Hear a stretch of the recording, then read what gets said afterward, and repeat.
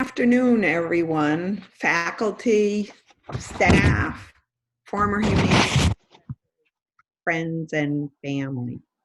It's with great anticipation that we come together today to hear Judy Van Raalte's Humanics seminar. You know, she was ready to give that presentation last spring, and we postponed it in the hopes that we could be together in person for her presentation this fall. We weren't lucky for that, but we are lucky to be safe and healthy and to share her presentation today. It was now more than a year ago that Judy was selected as the 2020 Distinguished Professor of Humanics, our most prestigious recognition of faculty who exemplify our mission of educating students in spirit, mind, and body in leadership for service to others. She spent the year thinking about humanics and providing opportunities to share her wisdom and perspectives with us in her own unique way. She's ready to deliver her humanics seminar today, entitled Humanics, Give It a Try. The floor is yours, Judy. Thank you for that nice introduction, and for everyone joining me by Zoom. I am going to move to share my screen.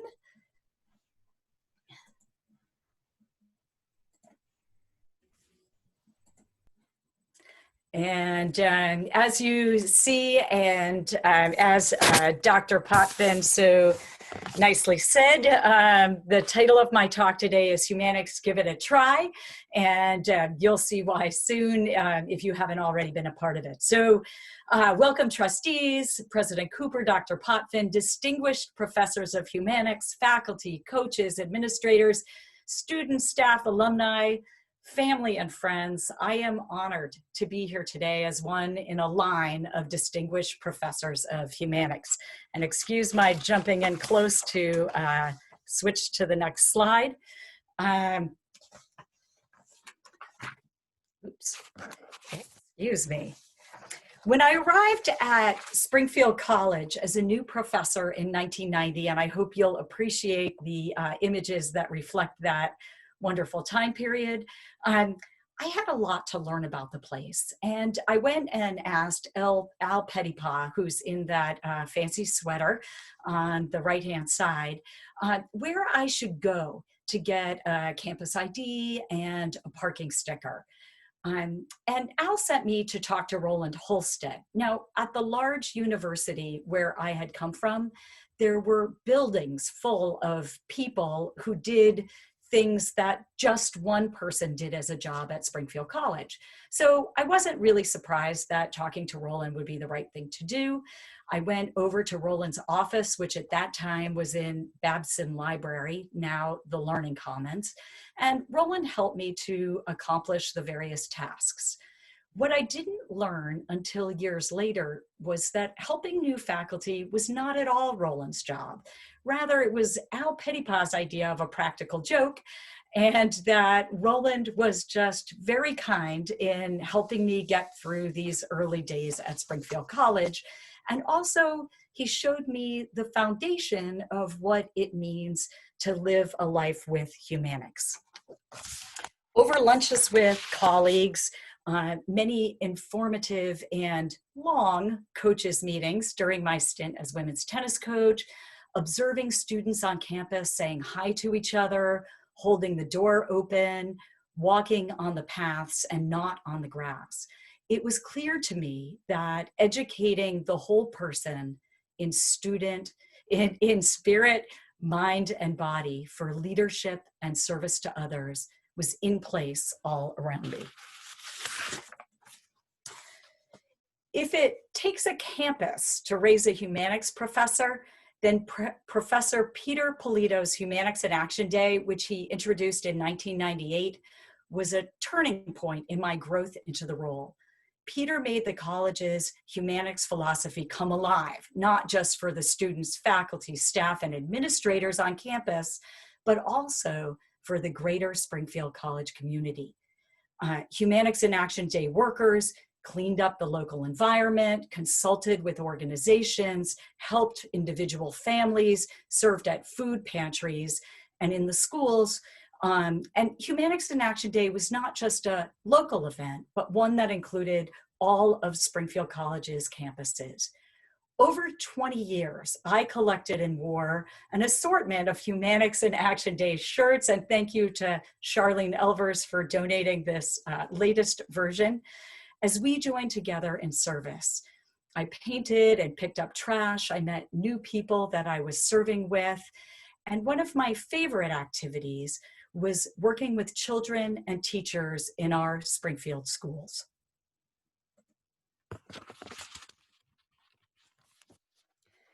In 2009, Al Pettipas and I published Rudy's Secret Cap, a Humanics-themed youth development through sport book. On Humanics in Action Days, we would bring Rudy's Secret Cap with us and read to the children as a way to connect them more closely to the joy of reading and Humanics themes of spirit, mind, and body, leadership, and service. We are going to read Rudy's Secret Cap together now, and I'm going to ask all of you to post the Humanics themes that you notice in the story in the Zoom chat. Really, I'm a teacher, and this is the participation part of today's talk that I would have shared with you in person. So here we go. Hi, my name is Rudy Brown, and I play football, basketball, and baseball at North High. When I was in the 3rd grade, I was kind of fat and not very good at sports. But then I learned the secrets to becoming a smart player and a good student. Do you want to learn these secrets? When I was 8 years old, I got a baseball glove for my birthday. I was so happy I couldn't wait to try it out. I ran to the park and Carlos picked me to play on his team. When it came my turn to bat, I struck out. Next time up, I struck out again. The older kids started laughing at me. I got so mad, I threw my glove and took off for home. Crystal, who is practically the best basketball player in the whole city, caught up to me. What's wrong, she asked. They said I was too fat, too slow, and I can't hit. I'm never going back. Crystal pulled a baseball cap out of her backpack. This cap is the secret to my success, Crystal said. I wondered, how could her old hat help me to be a good ball player? The first letter on my cap stands for cool, said Crystal. When you threw your glove, you were not being cool. Cool players don't act crazy. Cool players take a deep breath, think about what they need to do to play better, and try hard the next time. Crystal said, I used to get so mad at basketball that Coach Chris would take me out of games. Coach Chris told me that if I learned how to use cap, I would never have to miss a practice or game because I was too angry.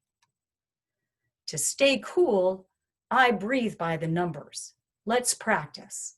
Take a deep breath through your nose and count slowly to 4.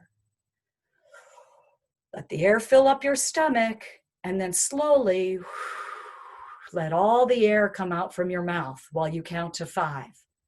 I breathe by the numbers at basketball and also if I get mad at school.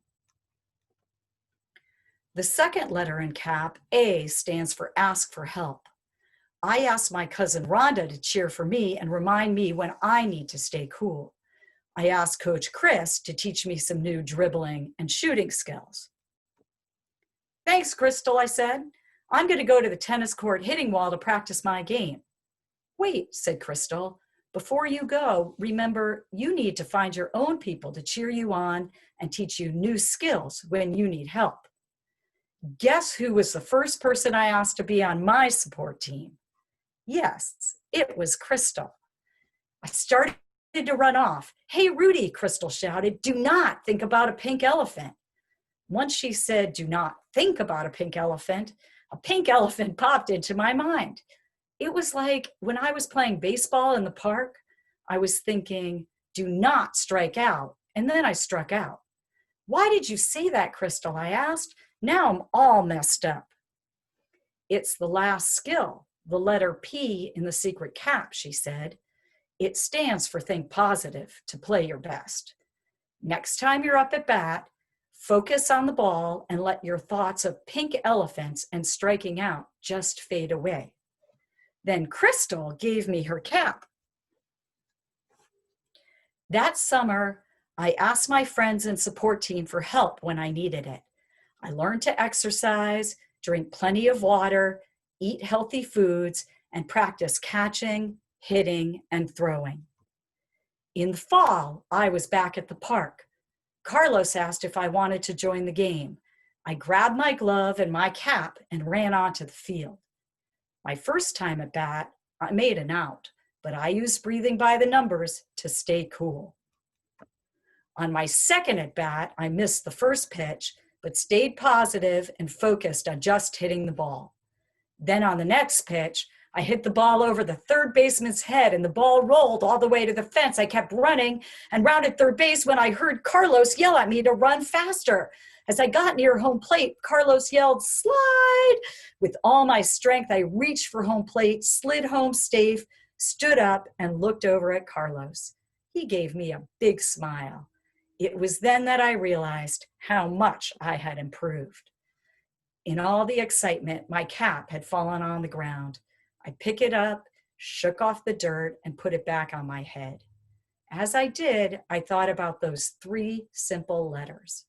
Now, as I get ready to go to college, I know that if I remember to stay cool, ask for help, and focus on the positive, I will do my best in sports and school. Do you want to practice the secrets of CAP? So I'm going to take just a moment now to give you time to share in the chat any Humanics themes that you saw. And, oh, I don't know if you can see my cap.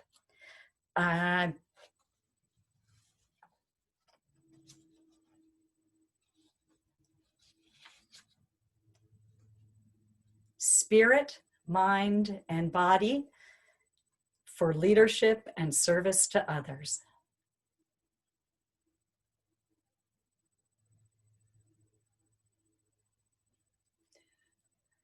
The teacher waits for the answers, and thank you to the people who also wrote to me privately. So,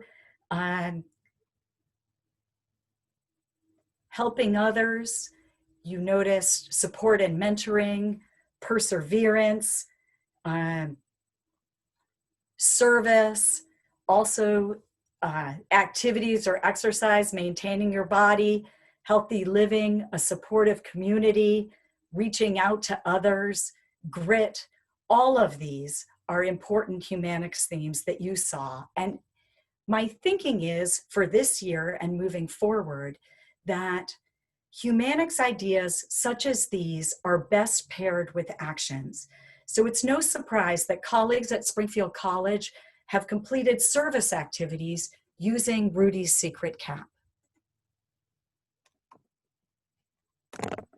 Oops, excuse me.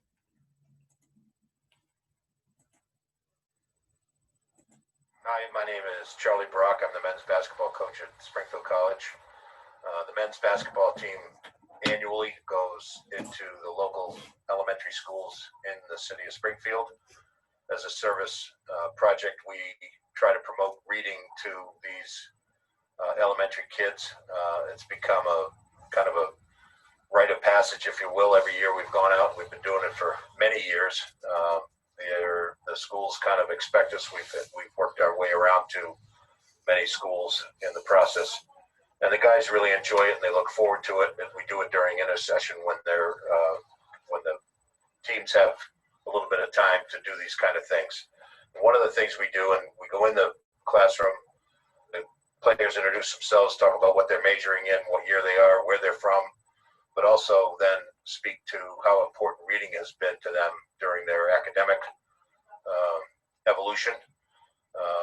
And then we read a book to the kids. And the book we read is Rudy's Secret Cap, written by Judy Raalte and Al Pettipas. It's a great book. we've really enjoyed the kind of things that come from reading the book. The C for staying cool, the A for asking for help, the P for staying positive. And it's actually a book that is pertinent to not only the elementary kids, but to anybody. And we've really had a great time with it. Along with reading the book, we introduced a program that we do in the process of meeting with the kids and talking to them about reading. We do what we call the Literacy Awards program, where we hand out some t-shirts and some pencils, and the kids get all excited. Anything that they can do to get a t-shirt is a lot of fun. So it's been a great win-win for the players who look forward to it, and the kids who we are influencing to understand how important reading is at their age level to their continued learning process.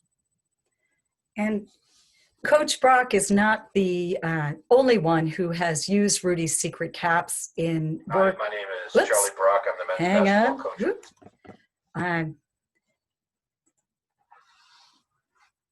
Hi, Judy. I want to thank you for the opportunity to describe how I used Rudy's Secret Cap in one of my classes.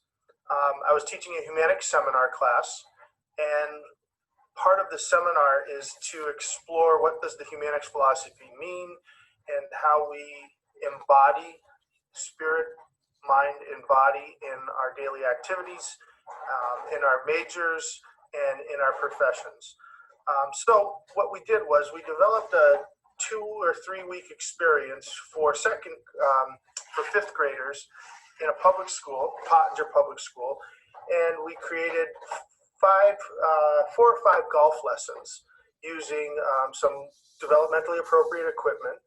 And the first 3 lessons, we introduced the game of golf and all the different types of strokes. And a lot of the children were having a difficult time with learning the new skills in golf. So around the 3rd lesson, we brought in Rudy's Secret Cap, which is a book that obviously you and Al know about. And in there, it's one of the topics is the acronym CAP, and that if we want to be successful, that we need to stay cool, ask for help, and be positive.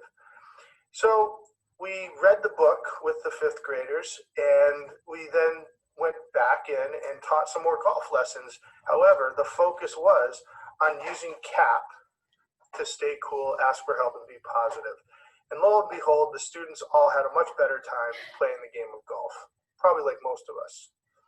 Now, we just didn't end there. By the end of this experience, we had Dr. Pettipaw come in and explain to the children that he needed help writing a new book for 2nd graders. And he explained the process of writing a book and the concept of CAP, and how CAP needed to be put into some new stories. And all the 2nd graders worked with their teacher to write new stories and then to combine those stories with their art projects in class. And it was a really exciting experience. Finally, working with your class, we had an author's day that we hosted in Judd Gymnasium, and all the children came in, similar to what Al did in their class, and introduced their books to students at Springfield College.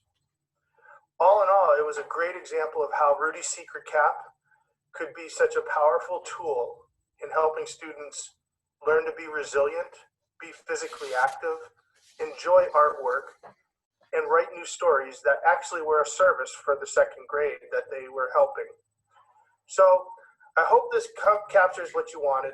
And again, thanks for all of your efforts, and congratulations on your Springfield College Distinguished Professor of Humanics Award.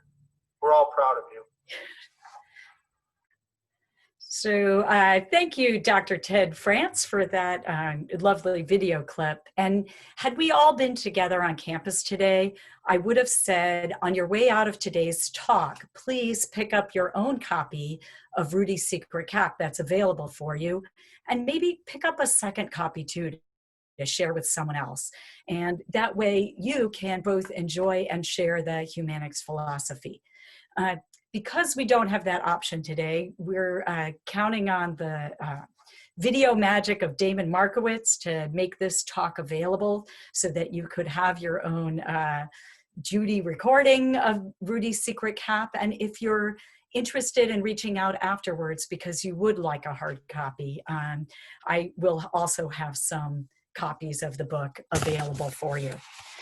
As you can see, by the time Dr. Potvin contacted me to be the 2020, hang on one more time, the 2019-2020 Humanics professor, it wasn't really a question of was I in on Humanics. The question was, how could I create for others the positive opportunities to learn and grow in Humanics that had been provided for me? Given that Springfield College is a sporty place, it seemed like a competition might be in order, but probably one, or exactly one, that reflects our Humanics philosophy and values. With the input and guidance of family, friends, distinguished professors of Humanics, colleagues, and students, the Humanics triathlon concept took shape. It would not be the typical swim, bike, run triathlon, but rather a 21st century Humanics triathlon that included events having to do with spirit, mind, and body. The spirit component of the Humanics triathlon defines spirit broadly, including emotions and character. This component of the Humanics triathlon used psychological principles of gamification and motivation to support school spirit and engagement with and participation in Humanics triathlon events. More than 1,000 members of the Springfield College community downloaded the Springfield version of the Superfan app and attended more than 180 designated events, redeeming their points for gear. And that includes, thanks to the athletics department, this gear that I am now modeling for you today. This type of activity allows students and faculty, staff, and participants in the Humanics triathlon to have a tangible reminder of their involvement in the Humanics triathlon this past year. The mind component of the Humanics triathlon revolved around 3 speakers that came from around the country to the Springfield College campus in Springfield, Massachusetts. Our first speaker was Dr. William Parham, who was appointed by the National Basketball Players Association, the NBPA, as their very first Director of Mental Health and Wellness. Dr. Parham shared insights about sport and mental health, and also met with psychology and counseling graduate students to share his expertise. Our next speaker was Dr. Janice Hilliard, who focused on leadership issues. Dr. Hilliard had a successful career working with professional basketball players in the NBA and is now using her leadership and development skills as president and CEO of Hilliard Consulting. On campus, Dr. Hilliard lectured and also met with sports management, faculty, and students, and with people in the International Center. I should add that both of these speakers also got to visit the Basketball Hall of Fame, courtesy of President Mary Beth Cooper, which they enjoyed greatly, as you see a theme with these speakers as connecting to Springfield College as the birthplace of basketball. Our final Humanics triathlon speaker, Derek Nesland, addressed the topic of service to humanity. Derek had played college basketball and during his career competed in 14 countries around the world. His international experience moved him to start Courts for Kids, a charitable organization that brings about 20 North American volunteers to countries around the world to build sport courts where people can play basketball and also connect with local communities. In 2012, I co-led a Springfield College Courts for Kids trip to northern Uganda, where we built 2 basketball courts at the Lira Integrated Schools. After learning about Courts for Kids this spring, members of the Student Athlete Leadership Team and the Center for Service and Leadership started planning another Springfield College Courts for Kids project. Had this been a usual year, we would probably be up and running working on a Courts for Kids project right now. I checked in with Derek about his interest in collaborating with us as we move forward. And he brought his young family to Mexico, where they're learning Spanish since they're studying remotely. And he is very eager to continue that part of the project when time allows. The final component of the Humanics Triathlon, the body component, involved the Springfield College community and the Humanics Challenge. People who took the Humanics Challenge interpreted Humanics in their own way, creating Humanics artwork, essays, a food drive, and a Lake Massasoit cleanup. They also collected and donated personal protective equipment to medical professionals that were used during the COVID-19 pandemic. Over the course of this Humanics Triathlon year, we attended lectures, participated in and watched sporting events, supported our communities, developed and led new programs and activities. It was a special year, a year unlike any other year, and a typical year for Springfield College. Seth Arsenian, the very first Humanics professor, also a psychology professor, expressed his feelings about Springfield College in his 1969 lecture in a way that resonates today, and that was 50 years ago. He said, "In 30 years, this college has changed me, and in some minor ways, I have perhaps changed this college. At first, I, having come from a European and liberal arts background, resented its professional orientation on the undergraduate level. I did not understand its Humanics philosophy and did not think it very educative to spend students' time in fieldwork rather than in the classroom. It was an odd college, so different from the surrounding colleges in the Connecticut Valley. Now I have time to think that this very oddness is in fact its strength as well as its distinctiveness. If I am correct in my observation, liberal arts colleges, unless they revise their organization and orientation drastically, are becoming anachronistic and obsolete. Some predict, in fact, the demise of the liberal arts college in the year 2000, if not before. Contrariwise, a college like Springfield, with its judicious amalgamation of the liberal and the professional, oriented towards human service occupations, utilizing a variety of learning methods from the action experience to didactic experimental, seems more relevant to the times. Over the past year, we have learned and we have realized that we have much more to learn. We have relied upon each other, developed new and lasting relationships. We have lived the Humanics philosophy and have shown that having fun and doing serious and good work are not mutually exclusive. It has been a great pleasure serving as the 2019-2020 Distinguished Springfield Professor of Humanics. Like all of you, I look forward to welcoming and supporting the college's next Distinguished Professor of Humanics. All that we accomplished this year would not have been possible without the help of many, many, many people doing things big and small that made a big difference. And so I want to end with special thanks, and a special thanks to my son who helped me design the rolling credits, all of these wonderful people.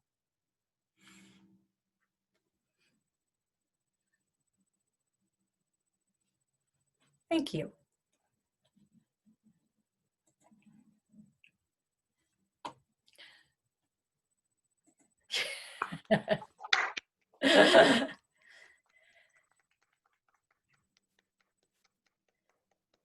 Thank you, Judy. Do we have any questions? If so, you can put them in the chat.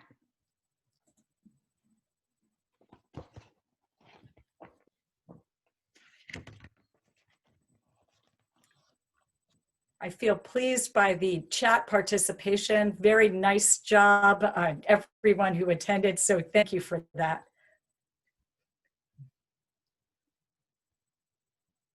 All right, well, let's move on. I feel quite remiss. President Cooper wanted to welcome our group too, so if she's still with us, I want to give her the opportunity.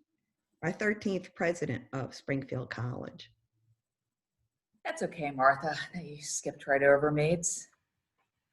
I was so pleased to hear your report, Judy. I thoroughly enjoyed all of the presentations that you had, all the speakers. I thought that not only did they have comments and contributions to add, I think each one of them walked away with a better understanding of Springfield College.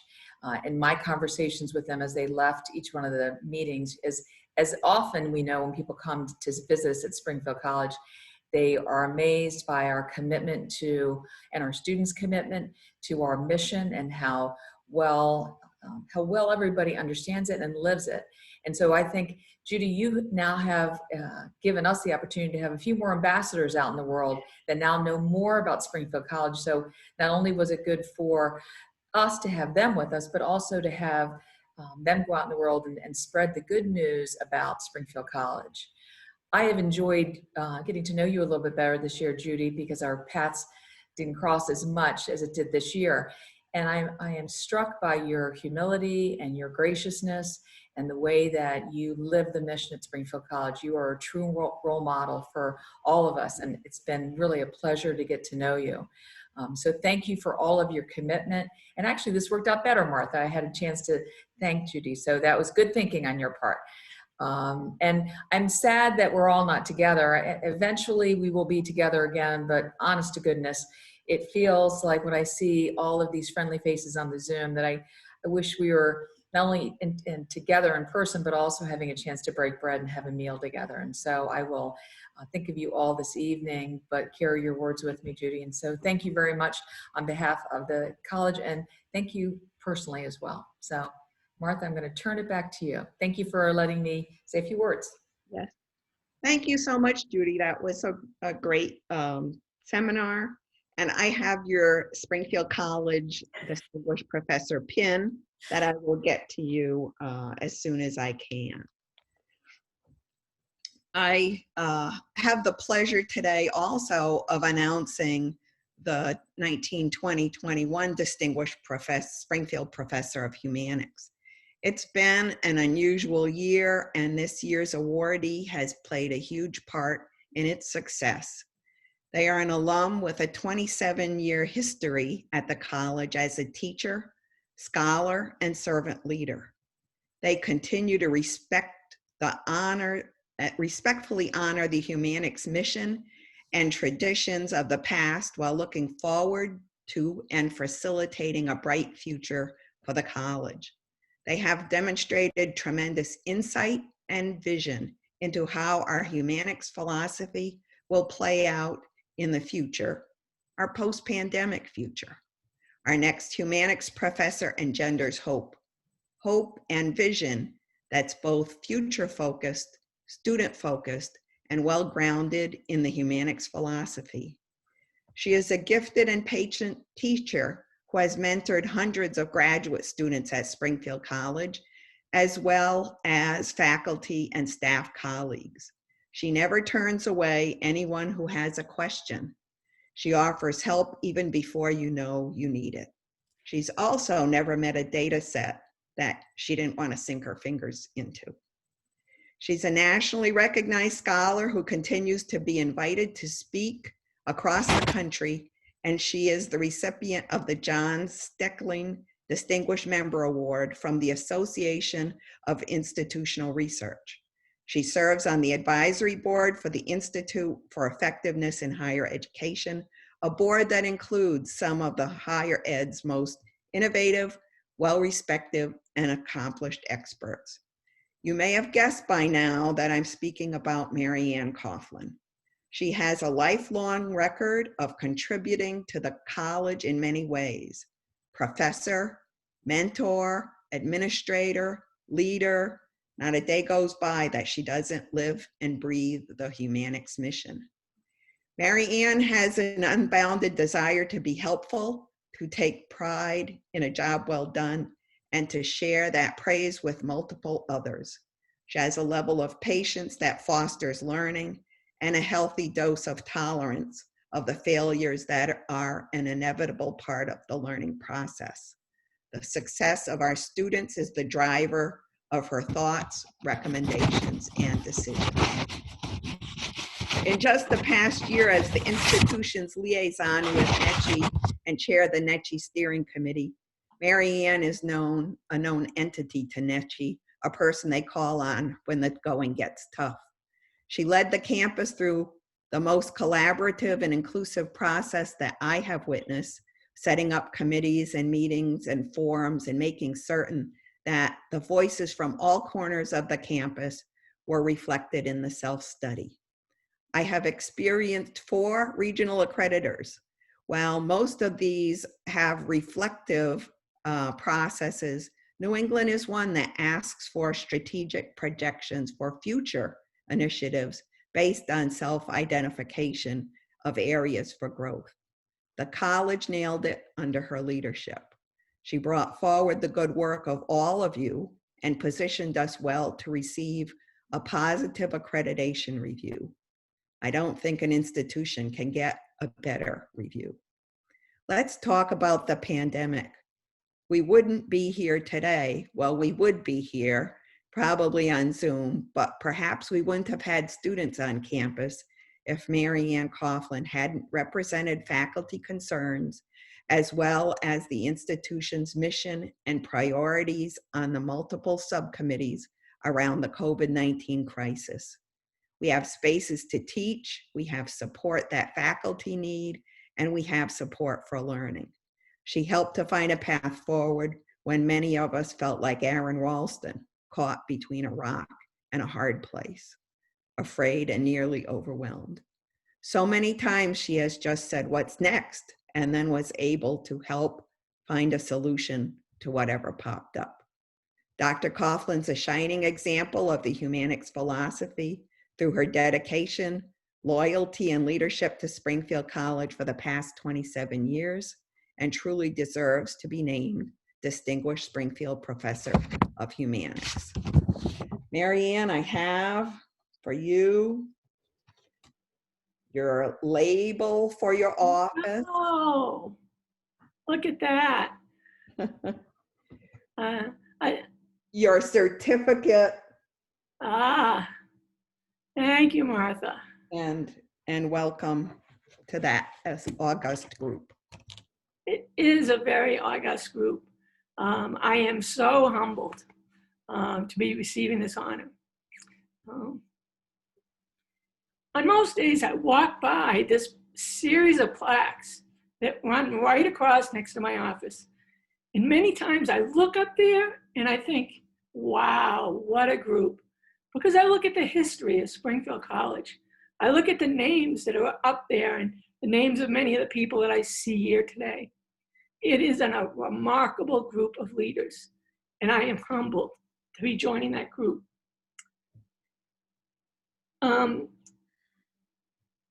So I honestly have to say that I'm surprised to be receiving this honor today. I appreciate it very much. And I am looking forward to serving this role in a very, very different year. Many times I have stood up in front of the faculty this year and said, I wouldn't want to be any other place than Springfield College in this environment. We are a team. We are a group that has worked extremely well together. Certainly, we share our differences, but many more than that, we share a desire to support our students. In my year as Humanics professor, I would really like to explore how the Humanics philosophy is being displayed in these extreme turbulent times. Because not only is it the pandemic, but we're also facing a crisis in this country around racial inequality, access, and injustice. And these are 2 pivotal issues that are facing our society. And quite frankly, it's a time in which the humanics philosophy is needed more than ever. So I like to explore the many things that Springfield College is doing. I'd like to better understand from all of you how the humanics philosophy plays out in these environments. And from that, like any good researcher or analyst, I hope we can turn that around to say, what is that going to mean for us? What is that going to mean for the future of the humanics philosophy as we move forward into the next phase of our society and our world? So I have to say again, thank you so much. And I'm extremely honored. Thank you. Well said, and we look forward to your year. I want to now thank everyone for joining us today, for posting in the chat, and we'll keep on moving forward together. Thank you, everyone.